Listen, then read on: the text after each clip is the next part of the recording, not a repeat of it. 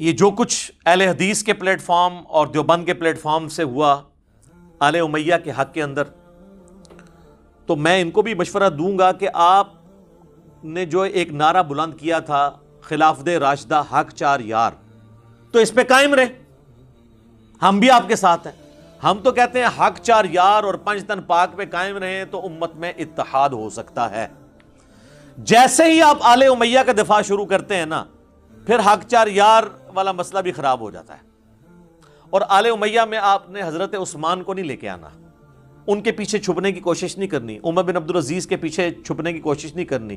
یہ تو اسی طریقے سے ہے کہ بنو ہاشم میں جو کافر ہیں وہ جا کر ابو لہب کے پیچھے چھپ جائیں.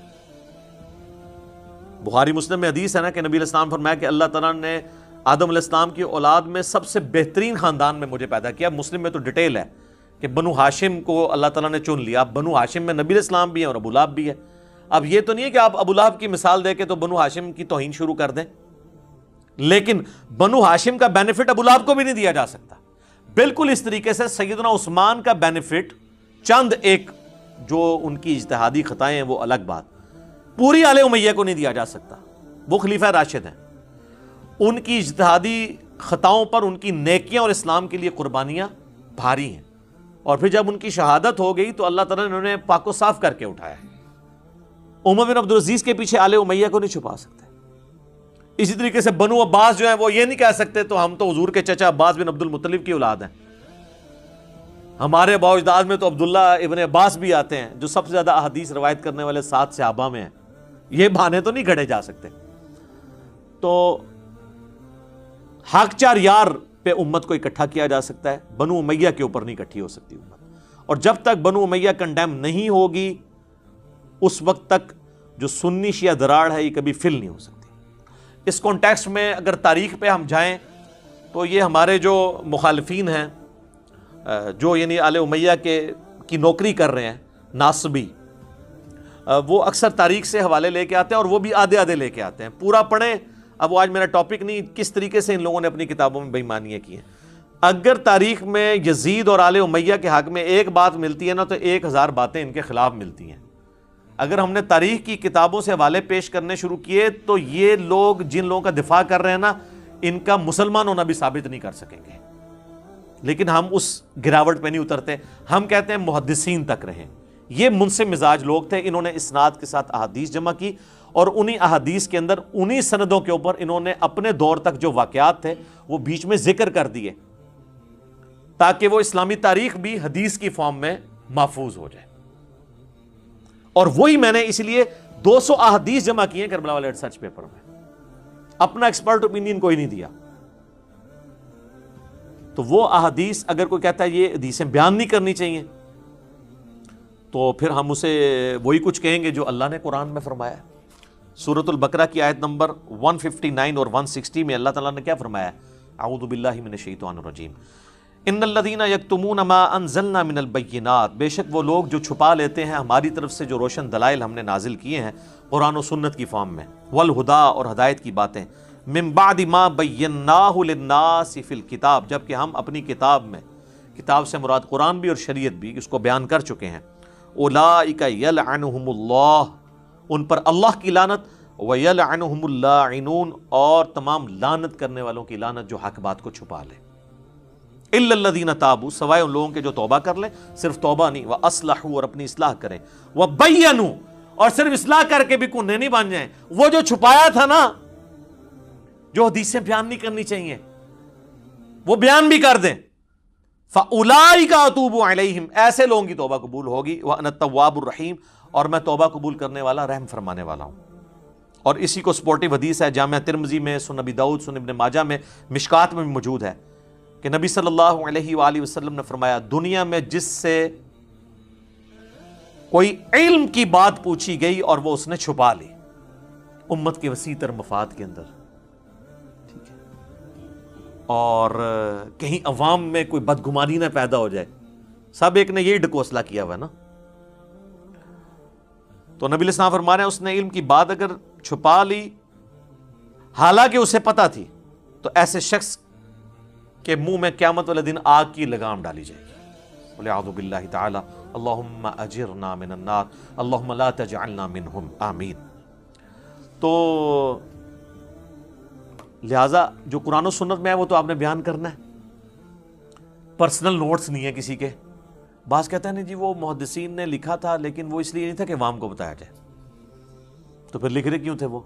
تو ہم نے یہ بھی ان کا پھر وسوسہ کلیئر کیا ہے کہ ہم محدثین سے خود ہی پوچھ لیتے ہیں کہ حضرت یہ آپ نے اتنی خطرناک قسم کی روایتیں کس کے لیے لکھی تھیں؟ ان کے تو دماغ میں کیڑا نہیں تھا نا، نہ ان کو ایران سے فنڈ آتا تھا نہ ان کو سعودیہ سے فنڈ آتا تھا، وہ کسی جنڈے پہ تو کام کر ہی نہیں تھے ہماری طرح۔ اس لیے تو ہم بھی یہ دار ارقم سجا کے کیوں بیٹھے ہیں؟ ہم کسی مسجد میں درس نہیں دے سکتے، اسی وجہ سے کہ ظاہر ہم نے نہ چندے لینے ہیں اور نہ کسی سسٹم کو سپورٹ کرنا ہے۔ یہ تو اللہ تعالیٰ نے یوٹیوب کے ذریعے ایک اتنا بڑا ہمارے لیے ایک سمجھ لیں آپ ذریعہ کھول دیا، ورنہ ہم غریبوں کی آواز کس نے سننی تھی؟ الحمدللہ۔ تو امام مسلم سے پوچھ لیتے ہیں، تو صحیح مسلم کا مقدمہ بھی امام مسلم نے لکھا ہے، اور یہ تو ہے ہی اہل بیت سے محبت کرنے والے، ان کا نام ہی ابو الحسین ہے، بیٹے کا نام حسین رکھا، ابو الحسین مسلم بن حجاج القشیری المتوفى 261 ہجری۔ انہوں نے صحیح مسلم کے سٹارٹ میں اس کا مقدمہ لکھا، پریفیس، اور یہ مسلم کا حصہ ہے، یہ الگ سے نہیں ہے۔ مسلم شریف کے اندر پہلی 92 جو احادیث اور روایتیں ہیں وہ مسلم کا مقدمہ ہے، اور 93 نمبر سے کتاب الایمان شروع ہوتا ہے، جس میں پہلی حدیث جو ہے وہ حدیث جبرائیل ہے، جو جبرائیل علیہ السلام انسانی شکل میں صحابہ کی موجودگی میں رسول اللہ کی خدمت میں حاضر ہوئے تھے۔ اس کا نمبر ہے 93، کتاب الایمان کی پہلی حدیث، پہلی 92 روایتیں المقدمہ ہے، جس کے اوپر یوٹیوب پہ میری ڈیٹیل ویڈیو میں نے پورا مقدمہ بھی کور کیا ہے، اور وہ ایک کمال چیز ہے، دیکھنے والی چیز ہے۔ اسی میں سے شروع میں انہوں نے لکھا ہے امام مسلم کہ جب شاگرد نے ان کا مشورہ دیا نا کہ سر آپ کوئی کتاب ایسی لکھ دیں کہ تاکہ ہم لوگوں کے لیے آسانی ہو جائے، ہم نبی علیہ السلام کی سنت، آپ علیہ السلام کے شمائل، آپ کی زندگی کے مختلف پہلو، آپ کے افعال اور آپ کے صحابہ کرام علیہم رضوان کی تعلیمات کو سمجھ سکیں۔ تو اس پہ امام مسلم خود مسلم میں لکھتے ہیں، اے ابو اسحاق، ان کا شاگرد، جب تم نے مجھ سے اس عظیم کام کی فرمائش کی، یعنی صحیح مسلم کی تالیف، تو میں نے سوچا کہ اگر میں اس کا ارادہ کر لوں اور یہ کام پائے تکمیل کو پہنچ جائے تو اس کا فائدہ سب سے پہلے بطور خاص مجھ ہی کو حاصل ہوگا۔ اس کے اسباب بہت ہیں، مگر ان کو ذکر کرنے سے یہ تمہیدی گفتگو لمبی ہو جائے گی۔ وہ کہتے ہیں مجھے بھی فائدہ ہوگا اور کئی فائدے ہوں گے۔ اور آج تو امام مسلم اگر موجود ہوتے تو ہم کہتے ہیں سر واقعی دیکھیں کتنے فائدے ہوئے ہیں، ہم نے آپ کی مسلم شریف کے ذریعے ناسبیت کے جڑ اکھاڑ دی ہے، رافضیت کی جڑ اکھاڑ دی ہے، فرقہ واریت کی جڑ اکھاڑ دی ہے اللہ کے فضل سے۔ مختصر یہ کہ اس پختہ طریقے سے تھوڑی مقدار میں روایات کو تحقیق کے ساتھ مرتب کرنا زیادہ آسان اور مفید ہے بجائے بہت زیادہ روایتیں جمع کرنے کے، بطور خاص عوام الناس کے لیے۔ امام مسلم نے کیا کہا؟ میں لکھ رہا ہوں پبلک کے لیے، اور یہ کہتے ہیں پبلک میں بیان کرو تو فتنہ ہوگا، تو اس فتنے کا بانی کون ہوا؟ ان کی جرت نہیں بول جائیں۔ امام بخاری امام مسلم پہ بات کریں گے تو پھر ہم ان سے کربلا کی حدیثیں نہیں ڈسکس کریں گے، پھر ہم ان سے سنیت کا مقدمہ اور سنت کی حجیت کا مقدمہ ڈسکس کریں گے، پھر ہم انہیں منکرین حدیث کہیں گے۔ یہ تو نہیں کہ رفع الیدین کی حدیثیں لینی ہے بخاری مسلم سے، اور آل امیہ کی بدماشیوں کے خلاف جو امام بخاری امام مسلم لکھ کے گئے ہیں تو اس سے آنکھیں بند کر لینی ہے نا۔ بڑے عرصے بعد میں تھوڑا اونچا بولے ہیں، مزہ آیا نا؟ اچھا، تو وہ کہتے ہیں بطور خاص عوام الناس کے لیے جنہیں احادیث کے صحیح اور ضعیف پہ ہونے کی پہچان نہیں ہوتی جب تک کہ ان کی رہنمائی نہ کوئی دوسرا کر دے۔ جب ایسی صورتحال ہو جو ہم نے بیان کی تو تھوڑی تعداد میں صحیح احادیث کا جمع کر دینا زیادہ مقدار میں غیر مستند روایات جمع کرنے سے زیادہ بہتر ہوگا۔ تو سر یہی کام تو ہم نے بھی کیا ہے امام مسلم والا، ہم نے 200 حدیثیں جمع کروا دی ہیں اور مولویوں کی ساری کتابیں فیل ہو گئی ہیں اس کے مقابلے میں۔ لوگ کہتے ہیں تسی کہانیاں سناندے ہو، او جناب حدیثاں سناندا ہے، ان کی دی گل منی ہے۔ کہانیاں اور تاریخ تو حکمرانوں کی لکھوائی ہوئی ہے، بنو امیہ اور بنو عباس، ان کے کوڑے تھے، ان کی تلواریں تھیں ان کے اوپر۔ محدثین جو ہیں وہ منصف مزاج لوگ تھے، کتابوں میں انہوں نے ایک ایک بات لکھ دی، الحمدللہ۔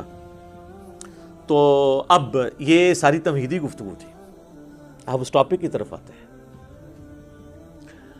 تو وہ ٹاپک بھی گھنٹوں ڈیمانڈ کرتا ہے، میں کوشش کروں گا کہ 1 گھنٹے کے اندر وہ کور ہو انشاءاللہ تعالی۔ میرے بھائیو، مسند امام احمد میں ایک حدیث ہے جو مشکات المصابیح کے اندر موجود ہے، اور ہمارے پمفلٹ میں بھی موجود ہے 5B ریسرچ پیپر میں سٹارٹ ہی میں۔ رازدار رسول حذیفہ ابن یمان رضی اللہ تعالیٰ عنہ علیہ السلام کہتے ہیں کہ میں نے خود نبی علیہ السلام کا ایک خطبہ ممبر پر سنا تھا بعد میں آنے والے حکمرانوں سے متعلق، دودھ کا دودھ پانی کا پانی ہو جائے گا، اور یہ ہے بھی رازدار رسول ہیں جنہیں منافقین کے نام بتائے تھے نبی صلی اللہ علیہ وآلہ وسلم نے۔ تو حذیفہ ابن یمان کہتے ہیں کہ نبی علیہ السلام نے فرمایا کہ اللہ تعالیٰ جب تک چاہے گا تم میں نبوت باقی رہے گی، یعنی میرا وجود، اور پھر جب اللہ چاہے گا مجھے اٹھا لے گا، اور پھر میرے بعد خلافت علی منہاج النبوہ قائم ہوگی، اور وہ بھی باقی رہے گی جب تک اللہ چاہے گا، پھر اللہ اس کو بھی اٹھا لے گا۔ اس کے بعد ملکن عاضن، ڈاکٹر سرار صاحب یوں کیا کرتے تھے، کاٹ کھانے والی ملوکیت، فریڈم آف ایکسپریشن کو غصب کرنے والی، مخالفین کو کاٹنے والی، وہ قائم ہو جائے گی، اور پھر اللہ تعالیٰ جب تک چاہے گا وہ رہے گی۔ ظاہر ہے فرعون، نمرود، ان سب لوگوں کو بھی حکومتیں جو ہیں وہ اللہ نے نہیں دی ہیں نا، آزمائش کے لیے، پھر اللہ تعالیٰ اسے بھی اٹھا لے گا، پھر جابر حکمرانوں کا دور شروع ہو جائے گا، پھر اللہ تعالیٰ جب تک چاہے گا وہ رہے گا، پھر اس کو بھی اٹھا لے گا، اور پھر ایک دفعہ دوبارہ سے خلافت علی منہاج النبوہ قائم ہوگی، یعنی امام محمد بن عبداللہ المہدی رحمہ اللہ تعالی اور رضی اللہ تعالیٰ عنہ علیہ السلام کی خلافت۔ ایک تفسیر اس کی بھی کی گئی ہے یہ والی، اور ایک تفسیر اس حدیث کے راوی کا فہم یہ ہے کہ انہوں نے یہ حدیث لکھ کے حضرت عمر بن عبدالعزیز کو بھیجی اور کہا کہ یہ جو کاٹ کھانے والی ملوکیت اور جابر حکمرانوں کے بعد آپ کی دوبارہ خلافت آئی ہے، تو مجھے لگتا ہے یہ آپ کی پیش گوئی تھی جس پہ عمر بن عبدالعزیز بڑے خوش ہوئے۔ تو اگر یہ بھی مان لیا جائے تو پھر بھی بنو امیہ نہیں بچتی، وہ ساروں کو پچھلا رگڑا لگا دیا نا۔ اور پھر ہم کہتے ہیں عمر بن عبدالعزیز جو ہیں وہ پہلے مجدد اسلام کے کیوں ہیں؟ انہوں نے کون سا گند صاف کیا ہے؟ بنو امیہ کا گند۔ وہ آج ٹاپک نہیں ہے، میری کئی ایک ویڈیوز پہلے ریکارڈڈ موجود ہے۔ بہرحال دوسرا فہم یہ ہے کہ یہ نبی علیہ السلام کا دور، اس کے بعد خلافت راشدہ کا دور، اس کے بعد کاٹ کھانے والی ملوکیت جو ہے وہ بنو امیہ اور بنو عباس کا دور 500-600 سال تک، جس میں سے 100 سال آلموسٹ بنو امیہ اور پھر بنو عباس اور باقی لوگ۔ اور یہ جو جابر حکمران ہیں جو مسلط ہو جائیں گے، یہ کلونیل پاورز ہیں جو پوری دنیا کے اوپر قابض ہوئی، جن کا زور 100 سال پہلے ٹوٹنا شروع ہوا، اور آج 57-58 اسلامی ملک ہیں۔ یہ آج سے 100 سال پہلے نہیں تھے اتنے ملک۔ اب دوبارہ سے خلافت علی منہاج النبوہ کی تیاریاں الحمدللہ شروع ہو چکی ہیں اللہ کے فضل سے۔ اچھا، اس حدیث کے اندر تو صرف یہی ذکر تھا کہ یہ اس ترتیب کے ساتھ معاملات ہوں گے۔ اس کی ایکسپلینیشن ہے جامعہ ترمذی اور سنن ابی داؤد کے اندر، وہاں پہ ڈیٹیل ہے کہ یہ خلافت کتنا عرصہ ہوگی۔ اس میں الفاظ ہیں میرے بعد خلافت علی منہاج النبوہ 30 سال تک رہے گی۔ حدیث روایت کرتے ہیں سیدنا سفینہ جو کہ آزاد کردہ غلام ہے نبی صلی اللہ علیہ وآلہ وسلم کے، اسے مولا رسول اللہ بھی نے کہا جاتا ہے، آزاد کردہ غلام۔ سعید تابعی سے پھر سفینہ کہتے ہیں کہ گن ابو بکر کے 2 سال، عمر کے 10 سال، عثمان کے 12 سال اور علی کے 6 سال۔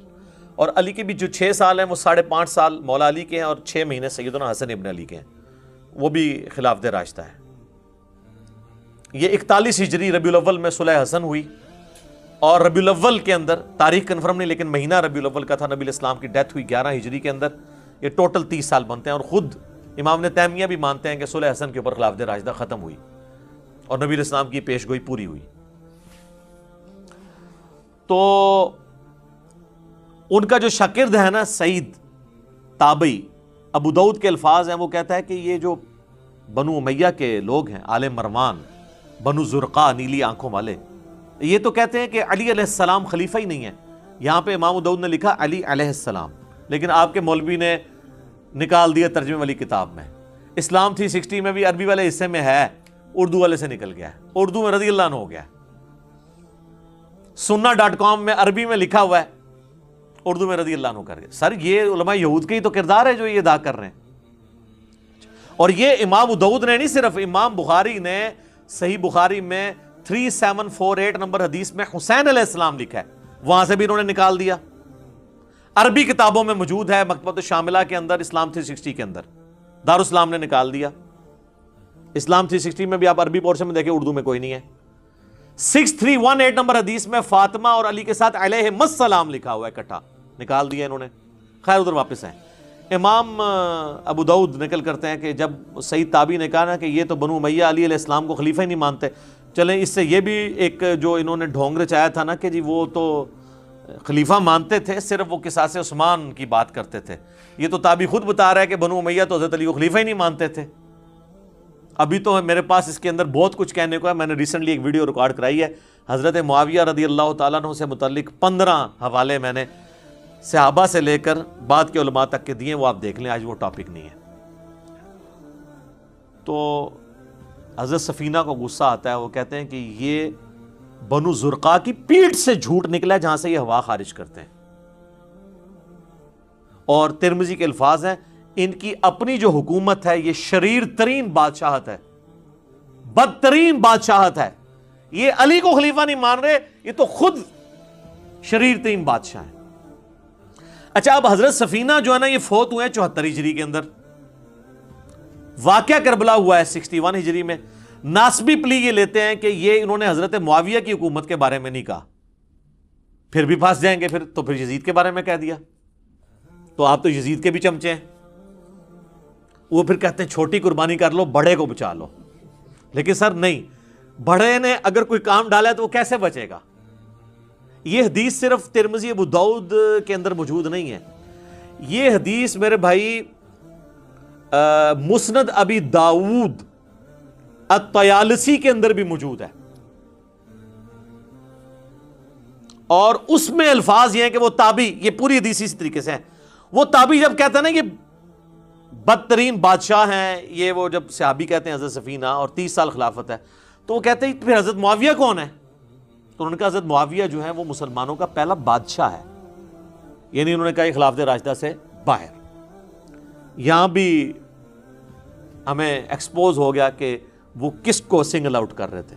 ابھی بھی تسلی نہ ہو تو اس کا ایک اور طریق ہے المصنف ابن ابی شیبہ کے اندر, اس میں الفاظ ہیں کہ یہ بنو امیہ بدترین بادشاہت ہیں اور ان کا پہلا بادشاہ معاویہ ابن ابی سفیان ہے. انہوں نے اس سب کو کہہ کے یہ بھی بتا دیا سرغنہ کون ہے. تو اب اس حدیث میں حضرت سفینہ کا 74 ہجری میں فوت ہونا یزید ابن معاویہ کو یعنی بیچ میں لانے کا ذریعہ نہیں بن سکتا. انہوں نے سٹارٹ کیا ہے 41 ہجری سے, صلح حسن سے. تو یہ مسئلہ آپ کو کلیئر ہو گیا. یہ الحمدللہ ساری کی ساری احادیث میں نے اس ریسرچ پیپر کے اندر ڈالی ہوئی ہیں. انشاءاللہ ہم اپنی ویڈیو کے اندر بھی جو ہے نا وہ ڈسپلے کروا دیں گے انشاءاللہ تعالی. اچھا اب میرے بھائیوں, یہ جو کاٹ کھانے والی ملوکیت ہے اس پہ پھر بولا جائے پھر گھنٹوں چاہیے, تو میں نمونے کے طور پر صرف 3 احادیث کور کروں گا جس سے آپ کو اوورال ڈاکٹرن کلیئر ہو جائے اس ٹاپک کے اوپر. پہلی حدیث صحیح مسلم کے اندر کتاب الامارہ چیپٹر میں, حکمرانوں والے چیپٹر کے اندر, انٹرنیشنل نمبر کے مطابق 4776, سیدنا عبداللہ بن عمر بن عاص خانہ کعبہ کے سائے میں بیٹھے ہوتے ہیں, دیوار کے ساتھ ٹیک لگا کے, صحابی رسول ہیں. ایک تابعی خانہ کعبہ میں انٹر ہوتا ہے, عبد الرحمن بن عبد رب الکعبہ. تو وہ سنتا ہے کہ حضرت عبداللہ بن عمر بن عاص حکمرانوں کی اطاعت سے متعلق حدیث سنا رہے ہوتے ہیں, تو چپ کر کے سنتا رہتا ہے. اینڈ پہ وہ پوچھتا ہے کہ حضرت کیا آپ نے یہ واقعی رسول اللہ سے یہ بات سنی تھی کہ حکمرانوں کی اطاعت اس طریقے سے ہونی چاہیے؟ تو انہوں نے کہا ہاں, اللہ کی قسم میں نے رسول اللہ کو دیکھا, میرے کانوں نے آپ کی آواز سنی, میرے دل نے آپ کی باتوں کو یاد رکھا. تو انہوں نے کہا اگر یہی بات ہے تو آپ کے چچا کا لڑکا معاویہ بن ابی سفیان, یہ چچا زاد لگتے تھے نا آپس میں, عمرو بن عاص کے بیٹے ہیں نا, تو وہ تو ہمیں کہتا ہے کہ ہم آپس میں ایک دوسرے کو ناحق قتل کریں اور ایک دوسرے کا مال ناحق طریقے سے ہڑپ کریں, حرام خوری بھی اور قتل و غارت بھی. جبکہ اللہ تعالیٰ قرآن میں فرماتا ہے, سورۃ النساء کی آیت نمبر 29 اس نے تلاوت کی کہ اے ایمان والو آپس میں ایک دوسرے کو قتل مت کرو، اپنوں کو قتل مت کرو، اپنوں قتل یعنی ایک دوسرے کو، سارے مسلمان آپس میں بھائی ہیں، اور ایک دوسرے کا مال ناحق طریقے سے ہڑپ مت کرو۔ اب یہ بتائیے کہ ہم اللہ کی بات مانیں یا اطاعت امیر کریں؟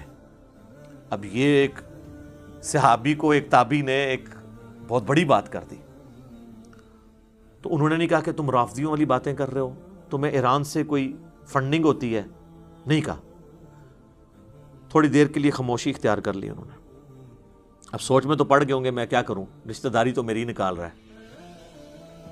تو پھر انہوں نے سر اٹھا کے کہا کہ معاویہ کی اطاعت کرو ان باتوں میں جس میں وہ اللہ کی اطاعت کے اندر حکم دے، اور جس میں وہ اللہ کی نافرمانی کا حکم دے اس میں اس کی نافرمانی کرو، اور یہی ایٹیچیوڈ ہونا چاہیے۔ بخاری اور مسلم کی متفق علیہ حدیث ہے، مولا علی کہتے ہیں کہ نبی علیہ السلام نے فرمایا کہ خالق کی معصیت میں، اللہ کی نافرمانی میں مخلوق کی کوئی اطاعت نہیں ہے۔ کئی لوگ یہ بولے بن کے پوچھ رہے ہوتے ہیں نا، جی میری ماں اجازت نہیں دے رہی داڑھی رکھنے کی تو میں رکھوں یا نہ رکھوں؟ تو وہ نبی علیہ السلام نے فرما دیا ہے کہ اللہ کی اطاعت کے اندر مخلوق کی اطاعت نہیں ہوگی، اور جس بات میں اللہ کی نافرمانی ہو رہی ہوگی وہ آپ نے کام نہیں کرنا، آپ نے مخلوق کی نافرمانی کر دی۔ تو یہ ایک اوورآل پورا آپ کو پکچر کلیئر کر دے گی۔ ایک اور حدیث، اچھا یہ تینوں کی تینوں حدیثیں صحیحین میں، بلکہ ابھی تک آپ دیکھ رہے ہیں ساری مشہور کتابوں سے۔ دوسری حدیث صحیح بخاری میں 4108، تحکیم کے بعد جب حضرت معاویہ رضی اللہ تعالیٰ عنہ مدینہ شریف آتے ہیں، یہ فتح الباری میں پورا اس کا سیاق و سباق موجود ہے کہ کس موقع پہ ہوا۔ تو بخاری کے الفاظ ہیں کہ حضرت معاویہ وہاں پہ ایک خطبہ دیتے ہیں، اور سیدہ حفصہ جو حضور علیہ السلام کی زوجہ اور ہماری ماں ہیں ام المؤمنین، وہ اپنے بھائی عبداللہ بن عمر سے کہتی ہیں کہ جاؤ، حضرت معاویہ آئے ہیں اور وہ خطبہ دے رہے ہیں، تم جا کے خطبے میں شریک ہو، یہ نہ ہو کہ تمہاری غیر موجودگی کو کچھ اور ہی سمجھ لیا جائے کہ کچھ سازش ہو رہی ہے۔ تو وہ چلے گئے۔ اس سے بھی پتہ چلا کہ وہ جانا نہیں چاہتے تھے، تبھی بھیجنا پڑا نا، ظاہر ماں بھی تھی، ام المومنین ہونے کی وجہ سے وہ بڑی بہن بھی تھی۔ عبداللہ بن عمر جب وہاں پہنچے تو حضرت معاویہ نے خطبے میں بات کرتے ہوئے کہا کہ تم میں سے جس کو اس امر خلافت کی خواہش ہے نا، تو وہ اپنا سینگ اٹھائے، اپنا سر اٹھائے، میں اس کے باپ سے بھی زیادہ خلافت کا حقدار ہوں۔ اب یہ باتیں چپ کر کے حضرت عبداللہ بن عمر سنتے رہے،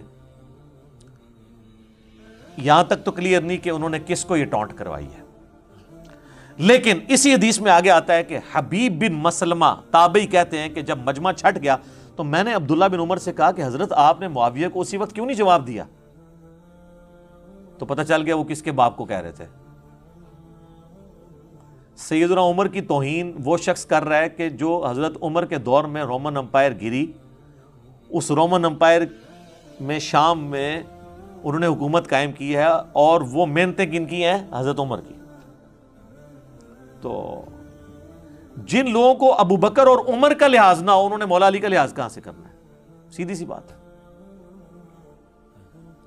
تو عبداللہ بن عمر کہتے ہیں کہ میں نے ارادہ تو کیا کہ میں اپنی گوٹ کھولوں، یوں کر کے احتبا کر کے دونوں گھٹنوں کو یوں لے کے بیٹھے تھے، اور میں اسے وہیں بھرے مجمع میں جواب دوں کہ تجھ سے زیادہ خلافت کا حقدار وہ ہے کہ جس نے تم دونوں باپ بیٹا ابو سفیان سے اور معاویہ سے رضی اللہ عنہما، ہم تو احترام سے ہی نام لیں گے، ظاہر صحابیت تو ہے، تم باپ بیٹا سے جنگ کی ہوئی ہے جب تم دونوں کافر تھے اور ہم مسلمان تھے، یعنی تم لوگ جونیئر مسلمان ہو، طلقاء ہو، فتح مکہ پہ مسلمان ہوئے ہو، اور آج ہم سینئر مسلمانوں کو کہہ رہے ہو تم لوگوں کے ساتھ تو ہم جنگیں لڑ چکے ہیں، تم لوگوں کو ہم نے مار مار کے اسلام میں داخل کیا۔ ظاہر ہے کہ وہ مارے کھائی ہیں تو پھر آہستہ آہستہ ان کو ہوش آئی ہے نا کہ اسلام کا پلڑا بھاری ہو گیا۔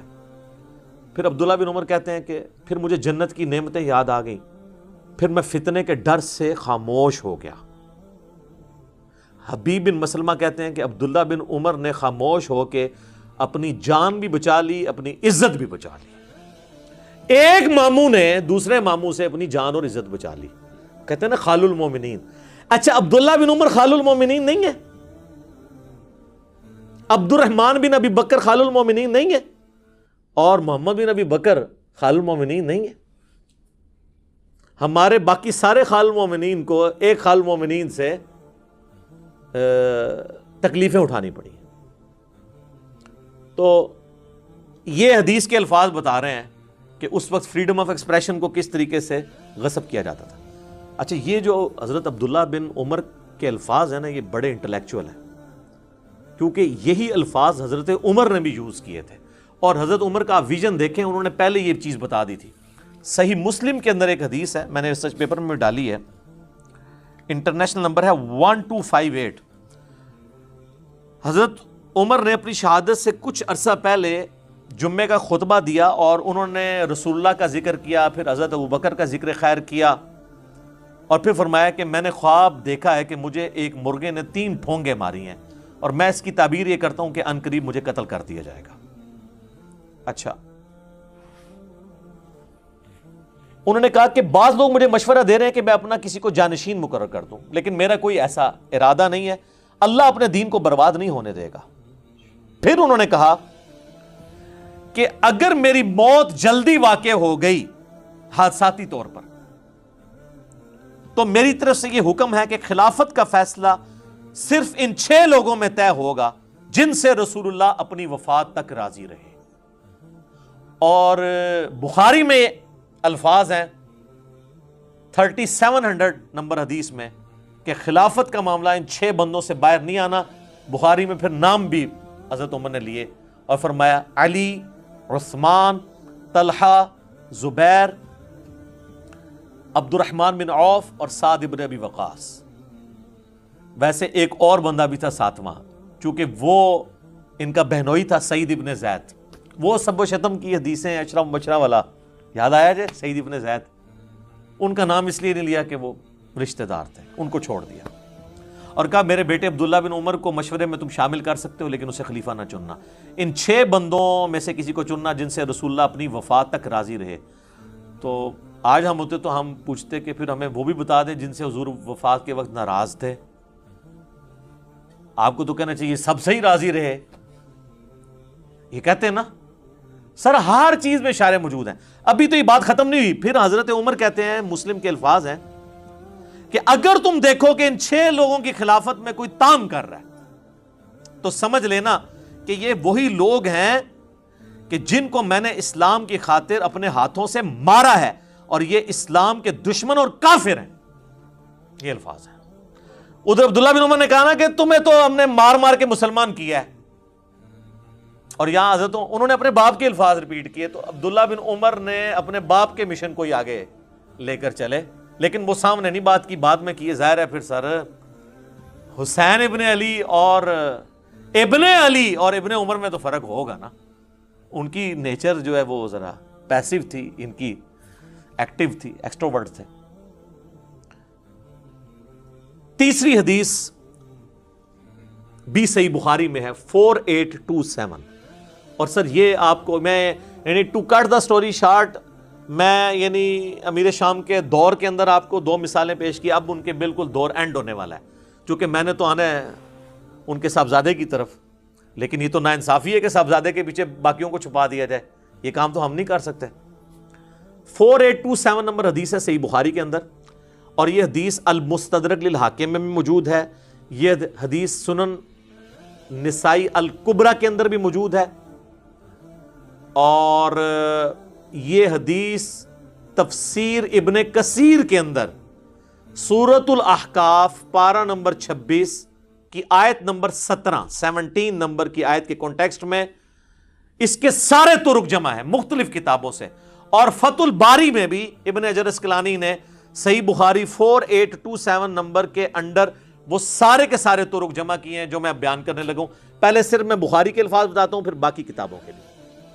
بخاری کے الفاظ ہیں کہ مروان بن حکم جو کہ حضرت معاویہ کی طرف سے رضی اللہ تعالیٰ عنہ گورنر تھا حجاز کا, اس نے مسجد نبوی میں خطبہ دیتے ہوئے حضرت معاویہ کے بیٹے یزید کا ذکر خیر کرنا شروع کر دیا. اور اس میں حدیث کے الفاظ ہیں تاکہ حضرت معاویہ کے بعد اس کی بیعت پہ لوگوں کو آمادہ کیا جائے. وہی جو ہمارے حکمران بھی کرتے ہیں امت کے وسیع تر مفاد میں, میرے عزیز ہم وطنوں، وہ ساری باتیں وہی والی. اور انہوں نے کہا کہ بھئی اللہ تعالیٰ نے ہمارے امیر المومنین کو یہ بات سجھائی ہے، وہ چاہتے ہیں کہ اپنے بیٹے کو خلیفہ نامزد کر دیں. تو بخاری کے الفاظ ہیں وہاں پہ عبد الرحمن بن ابی بکر، حضرت ابوبکر صدیق کے بیٹے کھڑے ہوئے، اور یہ وہ بیٹا ہے جو حضرت عائشہ کا سگا بھائی ہے اس اعتبار سے کہ باپ اور ماں بھی کامن ہے. اور امام بخاری ذرا شریف النفس آدمی تھے، انہوں نے صرف اتنا لکھا کہ عبد الرحمن بن ابی بکر کھڑا ہوا اور انہوں نے کچھ کہہ دیا. وہ کیا کہا وہ ہم آپ کو بعد میں بتاتے ہیں. آگے بخاری کے الفاظ چلتے ہیں کہ مروان بن حکم نے کہا پکڑو اس کو. تو پتہ چل گیا کوئی چوبے والی بات کی. تو حضرت عبد الرحمن بن ابی بکر جو ہے وہ چونکہ مسجد نبوی میں بیٹھے ہوئے تھے، فوراً سے حجرہ عائشہ میں داخل ہو گئے اپنی بہن کے پاس. تو اب ظاہر ہے کہ سیدہ عائشہ کی تو کوئی توہین اس طریقے سے نہیں کر سکتا تھا. تو اس کا غصہ نہیں ٹھنڈا ہوا. مروان بن حکم نے باہر سے ہی کہا کہ او ابو بکر کے بیٹے، وہ تیرے بارے میں قرآن میں آیت نازل ہوئی ہے سورہ الاحقاف کی آیت نمبر 17 کہ یہ کہتا ہے کہ میرے ماں باپ مجھے کہتے ہیں کہ مرنے کے بعد زندہ کیا جائے گا، اللہ کے حضور پیش ہونا ہے. تو یہ تو اگلے لوگوں کی سٹوریاں ہیں. ابو بکر کے بیٹے تو ہی ہے، یہ تو ہی وہ کافر ہے جس کے بارے میں یہ آیت نازل ہوئی. نعوذ باللہ. اسی لیے سورہ احقاف کی تفسیر میں ابن کثیر کو یہ حدیث لانی پڑی ہے، اور امام بخاری نے بھی سورہ احقاف کی تفسیر والا جو چیپٹر ہے نا اس کے اندر یہ حدیث لی ہے. یہ کہتے ہیں شان نزول بتائیں. اے لو لبو شان نزول، شان نزول کا تمہیں بڑا شوق ہے نا، آگے پیچھے سیاق و سباق بھی بتائیں، سلف کا فام بھی بتائیں، فام لے لو سارے. تو بخاری کے الفاظ ہیں حضرت عائشہ کو غصہ آیا، انہوں نے اندر سے کہا کہ آل ابی بکر کے بارے میں کوئی آیت قرآن کی نازل نہیں ہوئی ہے سوائے جو میری برات میں سورۃ النور نازل ہوئی جب ان کے اوپر جھوٹی تہمت لگائی گئی. بخاری کی حدیث ختم. لیکن یہ حدیث المستدرک للحاکم میں، سنن نسائی الکبریٰ کے اندر، طبرانی کے اندر، اور فتح الباری میں شرح میں یہ ساری ابن حجر نے جمع کی. اور سب سے بڑھ کر آپ ہر بندے کے پاس تفسیر ابن کثیر سافٹ کاپی آپ ڈاؤن لوڈ کر لیں، موجود ہے. سورہ احقاف پارہ نمبر 26 آیت نمبر 17 کی تفسیر میں انہوں نے سارے طرق ایک جگہ جمع کر دیے، کوئی آپ کو ڈھونڈنے نہیں پڑنے. تو اب آپ فیلنگ دا بلینک سنیں. وہ جو ہے نا کہ مروان نے جو خطبہ دیا تو اس خطبے میں یہ بھی الفاظ تھے کہ ہمارا امیر المومنین اپنے بیٹے کو بنانا چاہتا ہے، تو ابو بکر نے بھی تو عمر کو بنایا ہی تھا نا. تو حضرت عمر کو ابو بکر کے بیٹے تھے، تو پھر ظاہر ہے کہ ابو بکر کے بیٹے کو تو غصہ آنا تھا نا کہ نام تو میرے باپ کا لے رہا ہے اور مثال کتنی غلط فٹ کر رہا ہے. تو وہ کھڑے ہو گئے. امام بخاری نے کہا کچھ کہا، باقی کتابوں میں پھر ان حدیث کی کتابوں میں آتا ہے، حاکم میں، سنن نسائی الکبریٰ میں، کہ انہوں نے کھڑے ہو کر کہا کہ سیدھا سیدھا کہا کہ تیرا امیر المومنین کیسر و کسرا، رومنز اور پرشین امپائر کے جو بادشاہ اور شہنشاہ تھے نا، وہ ملوکیت ان کے طریقے پہ چلنا چاہتا ہے، ابو بکر و عمر کے طریقے پہ نہیں. ورنہ تو ابو بکر کا طریقہ یہی والا تھا تو پھر عبد الرحمن بن ابی بکر بیٹھا ہوتا نا خلافت کے اوپر، اور حضرت عمر کا طریقہ ہوتا تو عبداللہ بن عمر بیٹھا ہوتا رضی اللہ عنہم اجمعین وعلیہم السلام اجمعین. تو اس پہ انہوں نے کہا پکڑو اس کو. اور پھر آگے آتا ہے کہ حضرت عائشہ نے حجرے سے کہا اسکت، خاموش ہو جا. اور وہ جو بخاری کے الفاظ ہیں کہ جی آل ابی بکر کے بارے میں تو سورہ نور کی آیات نازل ہوئی ہیں. آگے ان کتابوں میں ملتا ہے کہ حضرت پھر عائشہ کا غصہ نہیں ٹھنڈا، انہوں نے کہا ہاں تیرے بارے میں نبی علیہ السلام نے فرمایا تھا جب تو اپنے باپ کی پشت میں تھا کہ حکم پر لعنت، اس کی اولاد پر لعنت. تو اسی حکم کا بیٹا ہے نا مروان بن حکم، تو اسی لعنت کا ٹکڑا ہے اپنے باپ کی. تم باپ بیٹا پہ تو رسول اللہ نے لعنت کی ہوئی ہے. اور ان کو مدینہ بدر کر دیا تھا نبی علیہ السلام نے. حضرت عثمان کے رشتہ دار تھے، پورا زور لگایا، حضرت ابوبکر نہیں مانے، حضرت عمر نہیں مانے. پھر جب حضرت عثمان خلیفہ بنے تو انہوں نے حسن سلوک کی وجہ سے ان کو لے آئے، اور پھر یہی باپ بیٹا گاٹے فٹ ہو گئے. حضرت عثمان کی شہادت کا سبب یہی مروان بنا ہے. پھر حتیٰ کہ انہوں نے اپنی بیٹی کا رشتہ بھی کر دیا، اور اس پہ ترا وہ فدق بھی اس کے حوالے کر دیا. دیکھیں نا جی، وہ پھر ایشوز تو پھر آگے ملٹی پلائی ہوتے ہیں نا. بہرحال آج کی ڈیٹ میں سمجھتا ہوں سیدنا عثمان کی مظلومانہ شہادت ان کی اجتہادی خطاؤں کا کفارہ ہے. انشاءاللہ اللہ کے حضور وہ پاک صاف ہو کے اٹھے ہیں، کیونکہ ان کی نیکیاں ان کی اجتہادی غلطیوں پر بھاری ہیں. یہ اجتہادی غلطیاں، میں لفظ استعمال کر رہا ہوں، کسی کو شاید یہ برا لگ رہا ہو کہ جی اجتہادی غلطی کیوں کہہ رہا ہے، اس لیے کہ اوورآل ان کا جو سٹانس ہے نا وہ ریلیجن کو سپورٹ کرنے والا ہے. اگر وہ نہ ہوتا تو میں اس کو پھر فاش غلطی کا لفظ بول دیتا, لیکن میں نہیں بولتا. تو اس حدیث کے اندر یہ لعنت کے الفاظ, بلکہ مسند ابی یعلا کے اندر اس کو سپورٹیو ایک حدیث ہے کہ حسن و حسین بیٹھے ہوئے تھے علیہم السلام, اور مروان مدینے کا حاکم خطبہ دے رہا تھا, اور اس نے اس میں کہا کہ اہل بیت تو ہے ہی لعنتی لوگ, نعوذ باللہ. تو حضرت حسین سے پھر صبر ہوتا تھا. انہوں نے کہا ہم تو لعنتی نہیں ہیں, ہمارے شان میں تو قرآن میں آیات ہیں, البتہ تو اور تیرے باپ کے اوپر نبی علیہ السلام نے لعنت فرمائی تھی. تو یہ جو روایتیں ہیں نا, اس کو سپورٹیو کئی ایک روایتیں ہیں کہ یہ لعنتی لوگ تھے. لعنت عربی میں کہتے ہیں اللہ کی رحمت سے دور لوگ, یا اس کو آپ ہماری زبان میں کہتے ہیں منحوس لوگ, نحست پہ ہی جنا ہوتے. ٹھیک ہے, یہ آپ کو پتا چل گیا کہ یہ کہتے ہیں نا جی وہ یعنی بڑا مشورہ ہوا, یہ وہ جی اتنے صحابہ نے بیعت کر لی تھی, یہ کس طریقے سے یہ تحفہ مسلط ہوا ہے امت کے اوپر. کئی ایک ٹاپکس ہیں, میں اس کو پھر اب کنکلوژن کی طرف لے کے آتا ہوں. ایک کتاب ہے امام ابن ابی عاصم کی, پہلے 300 سال میں حدیث کی کتاب ہے کتاب الاوائل, جس میں انہوں نے وہ ساری حدیثیں جمع کی ہیں اور روایتیں, جس سے یہ پتہ چلتا ہے کہ دنیا میں پہلے کام کون کون سے ہوئے. مثلا وہ ترمذی کی روایت لے کے آئے ہیں, اس کے اندر اپنی سند سے, امام ترمذی کے تو وہ محتاج نہیں اس کے لیے کیونکہ ان کے زمانے کے ہیں, کہ سب سے پہلے اللہ نے قلم کو پیدا کیا. کتاب الاوائل وہ کتاب جس میں اول جو کام ہوئے ہیں وہ سارے جمع ہوئے. اسی میں وہ حدیث لے کے آیا کہ سب سے پہلے بیٹھ کے خطبہ دیا حضرت معاویہ رضی اللہ تعالیٰ عنہ نے.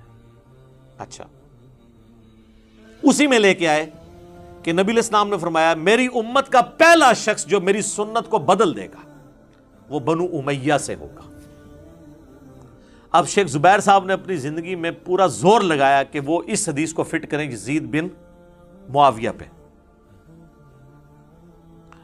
لیکن میں ان کے ساتھ ایگری نہیں کرتا تھا اس حوالے سے. شیخ البانی نے بہرحال اس کو جس پہ فٹ ہوتی تھی اسی پہ فٹ کیا. شیخ البانی نے یہ حدیث لی سلسلہ حدیث صحیحہ میں, اس کی وجہ سے یہ حدیث انٹرنیشنل ہو گئی. کتاب الاوائل کو تو چند لوگ جانتے ہیں, لیکن سلسلہ حدیث صحیحہ تو سارے لوگ جانتے ہیں. اس میں یہ حدیث شیخ البانی لے کے آئے تو اس کے اندر پھر انہوں نے کمنٹس کیے کہ اس شخص سے مراد وہ شخص ہو سکتا ہے جس نے خلافت کے انتخاب کے طریقے کو بدل دیا اور اسے ملوکیت بنا دیا. تو وہ کون ہوا پھر؟ حضرت معاویہ رضی اللہ تعالیٰ عنہ. نام نہیں لکھا, لیکن انہوں نے اشارہ چھوڑ دیا کہ کس نے سنت کا طریقہ بدلا. اچھا, انہی چیزوں کو سپورٹیو پھر کئی ایک حدیثیں ہیں. صحیح بخاری میں حدیث ہے, سیدنا ابو ہریرہ کہتے ہیں کہ میں نے نبی صلی اللہ علیہ وآلہ وسلم سے 2 پیالے لیے, ایک تو میں نے تمہیں ظاہر کر دیا یعنی شریعت کا علم, دوسرا اگر میں تمہارے سامنے ذکر کروں تو میری شہرک کاٹ دی جائے. وہ صوفیاء کہتے ہیں وہ علم لدنی تھا. تو حضرت ابو ہریرہ تو کسی سلسلے میں نہیں آتے, کو بات وہ کریں کو فٹ بھی بیٹھتی ہو, پھر آپ کے تو تصوف کے سلسلے وہاں سے جانے چاہیے. وہ حضرت ابو ہریرہ نے خود بتا دیے کہ وہ کون سی چیزیں تھیں. ان کا تعلق دین کے افعال کے ساتھ نہیں تھا بلکہ شخصیات کے ساتھ تھا. جس طرح حذیفہ ابن یمان کو نبی صلی اللہ علیہ وآلہ وسلم نے صحیح بخاری میں آتا ہے کہ منافقین کے نام بتائے تھے. کن منافقین کے؟ جو صحیح مسلم میں آتا ہے کہ جنہوں نے نبی علیہ السلام کے اوپر قاتلانہ حملہ کیا تھا غزوہ تبوک سے واپسی پہ, جن کے بارے میں وہ مسلم کی اسی حدیث 7035 میں کہ میرے صحابہ میں 12 منافقین ہیں, ان میں 8 ایسے ہیں ان کی پشت کے اوپر ایک دوبیلا پھوڑا نکلے گا اور اس سے ان کی موت ہوگی. جو میں نے نہیں آپ کو بتانا کہ کس کس کی موت دوبیلا پھوڑے سے ہوئی ہے, یہ اپنے علماء سے پوچھ کے چلیں. ٹھیک ہے, تو اس بخاری کی حدیث میں آتا ہے کہ حضرت ابو ہریرہ کہتے ہیں دوسرا میں ظاہر کر دوں تو میری گردن کاٹ دوں. اب اس کی ایکسپلینیشن صحیح بخاری کے اندر ہی موجود ہے. تابعی کہتے ہیں سعید بن عمر, وہ کہتے ہیں میں مسجد نبوی میں بیٹھا ہوا تھا اور حضرت ابو ہریرہ رضی اللہ تعالیٰ عنہ اور مروان بن حکم یہ دونوں مسجد نبوی میں موجود تھے, کیونکہ مروان بن حکم گورنر تھا اور جب کبھی وہ جاتا تھا تو حضرت ابو ہریرہ کو اپنی جگہ نا گورنر مقرر کر کے جاتا تھا. لیکن یہ نہیں ہے کہ حضرت ابو ہریرہ ان کے کوئی اعلی کار بنے تھے, وہ سچائی کرتے تھے. میرا پچھلے دنوں ایک کلپ ریکارڈ ہوا ہے انس بن مالک شیعہ, آپ دیکھ لیں, اس میں میں نے انس بن مالک اور ابو ہریرہ کا دفاع کیا ہے. تو وہ کہتا ہے کہ جی میں بیٹھا ہوا تھا, مروان بن حکم, حضرت ابو ہریرہ بھی. تو حضرت ابو ہریرہ نے کہا مجھے صادق اور مصدوق نے یہ فرمایا تھا, سچے نے اور جس کی تصدیق کی گئی, کہ میری امت کی ہلاکت خاندان قریش کے نوجوان لڑکوں کے ہاتھ میں ہوگی. اب وہ ڈائریکٹ تو نہیں کہہ سکتے تھے بنو امیہ یا بنو مروان، وہ تو مسند ابی یعلا کے اندر موجود ہے حدیث. حضرت ابو ہریرہ ہی روایت کر رہے ہیں کہ نبی علیہ السلام نے اپنی وفات سے چند دن پہلے خواب دیکھا کہ بنو حکم کے جو بندر ہیں وہ میرے ممبر کے اوپر کود رہے ہیں، اور پھر وفات تک حضور کو مسکراتے ہوئے نہیں دیکھا گیا، یعنی آپ اتنے دکھی ہوئے. آپ کو بتا دیا گیا تھا کہ آپ کے ممبر پہ یہ مسلط ہو جائیں گے. تو حضرت ابو ہریرہ کہتے ہیں کہ یہ بنو جو قریش ہیں ان کے ہاتھوں اس امت کی تباہی ہونے والی ہے. یہ سن کر مروان کہنے لگا ان چھوکروں پر اللہ کی لعنت ہو، حالانکہ وہ خود بھی تھا اس میں شامل نا. تو حضرت ابو ہریرہ نے فرمایا اگر میں چاہوں تو میں بنو فلاں اور بنو فلاں کا نام لے لے کر بتا سکتا ہوں کہ وہ کون ہے. ظاہر ہے وہی تھا نا حکمران، تو اب وہ نام لیتے تو پھر حضرت ابو ہریرہ بھی شہادت کے درجے پہ پہنچتے نا، تو وہ انہوں نے آخری درجہ اڈاپٹ کیا. اور یہ جائز ہے. یہ بعض لوگ جو تان کرتے ہیں نا حضرت ابو ہریرہ کے اوپر، بھئی آپ حضرت ابو ہریرہ کو حسین ابن علی تو نہ سمجھیں. مسلم شریف میں حدیث ہے کہ برائی کو ہو سکے تو ہاتھ سے روکو، ہاتھ سے نہیں روک سکتے تو زبان سے، نہیں تو کم از کم دل میں برا جانو. تو یہ حضرت ابو ہریرہ درمیان کے درجے میں تھے، زبان سے بھی کچھ بیان کیا اور دل میں تو ظاہر ان کو برا سمجھتے تھے. تو کہتے ہیں میں چاہوں تو فلاں فلاں بتا سکتا ہوں. راوی حدیث کہتے ہیں جب وہ لوگ شام کے حکمران بن گئے تو میں اپنے دادا اس سعید تابعی کے ساتھ بنو مروان کے پاس جایا کرتا تھا. تو میرے دادا جان جب ان کم عمر لڑکوں کو حکمران دیکھتے تھے تو کہتے تھے مجھے لگتا ہے یہ وہی لڑکے ہیں جن کا ذکر حضرت ابو ہریرہ کیا کرتے تھے. اچھا اسی حدیث کے اندر موجود ہے، وہ حدیث کا راوی کہہ رہا ہے اور آپ بہتر جانتے تھے، یعنی وہ ان کا پوتا کہتا ہے سعید تابعی بہتر جانتے تھے کہ یہی وہ لوگ ہیں جن کے بارے میں. اسی کو سپورٹیو حدیث صحیح مسلم میں حضرت ابو ہریرہ کہتے ہیں کہ نبی علیہ السلام نے فرمایا تھا کہ قریش کا یہ قبیلہ میری امت کی اینٹ سے اینٹ بجا دے گا. قریش کا قبیلہ کون سا؟ بنو امیہ. تو نبی علیہ السلام سے صحابہ نے پوچھا کہ یا رسول اللہ آپ ہمیں کیا حکم دیتے ہیں؟ تو آپ نے فرمایا کہ میں امت کو یہ حکم دیتا ہوں کاش میری امت ان سے الگ رہے.